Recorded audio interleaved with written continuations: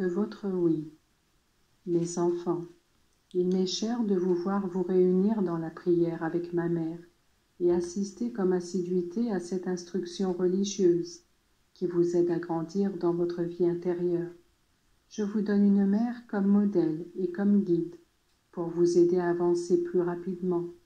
Cela permet de faire mûrir votre vocation de chrétien, qui vous pousse à être dans le monde de vrais témoins de l'enseignement que j'ai apporté aux hommes comme moyen de salut. Apprenez à imiter ma mère dans ses vertus, qui sont la base de toute sainteté, son abandon à la volonté de Dieu et sa promptitude à dire le oui, qui allait ouvrir la voie de la rédemption. Oui à la volonté de Dieu quand il s'est agi d'accepter la douleur, l'humiliation et la collaboration à l'œuvre du salut, par l'offrande de moi, son Fils, au Père pour la rédemption de tous mes frères, enfants de Dieu de tout temps et de tout lieu. Mes enfants, accepter la volonté de Dieu suppose une foi à toute épreuve. Ma mère fut un parfait exemple de cette foi pendant toute sa vie. La foi est une vertu divine, car c'est un don de Dieu. Elle devient héroïque si elle y correspond en dépit des difficultés et des persécutions, ou quand la souffrance se fait trop aiguë. Ma mère possédait parfaitement cet héroïsme.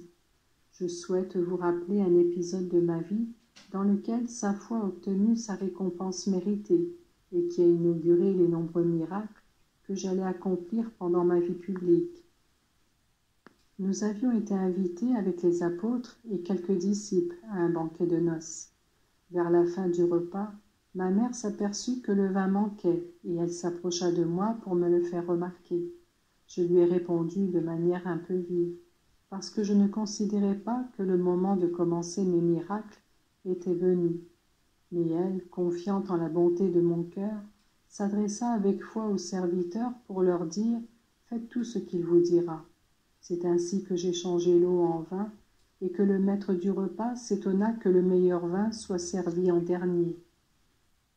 Mes enfants, je souhaite que, à l'exemple de ma mère, vous accompagniez vos demandes de cette foi et de l'assurance d'être exaucées. Mais il faut que vous vous remettiez sans cesse à ma volonté, puisque moi seul, je sais ce qui est bon pour vous.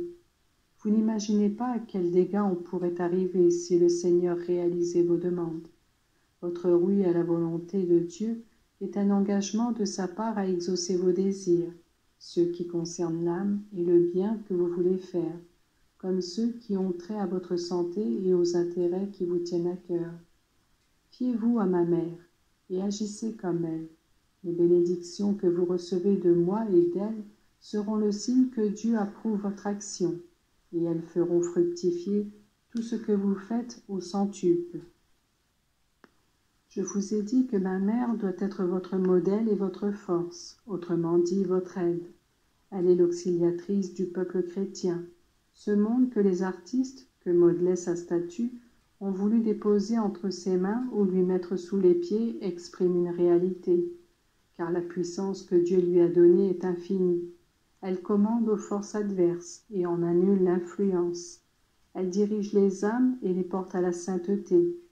Quel miracle d'amour et de grâce renferme le poème que toute âme parvenue au paradis pourrait décrire.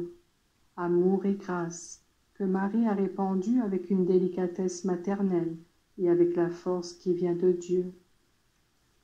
L'aide d'une mère, indispensable à tout enfant, et qu'il ne faut pas mépriser même à l'âge mûr, est cette ancre du salut qui ne peut manquer dans la vie spirituelle. Par la volonté du Saint-Esprit, l'Église a sa mère en elle.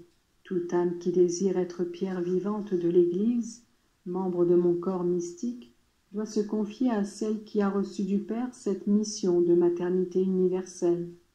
On dit que celui qui n'aime pas sa propre mère est mauvais, ou est un fils dénaturé.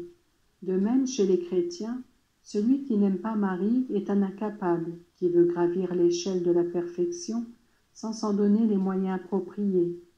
Dans les batailles communes de la vie, dans les tentations du démon, dans les incertitudes, dans les doutes, dans les faiblesses auxquelles la nature humaine est sujette, votre force, votre bouclier, votre lumière et votre soutien sera toujours ma mère et la vôtre, qui fut choisie par le Père comme arche d'alliance et porte du ciel. Mes enfants, je vous bénis tous, un à un,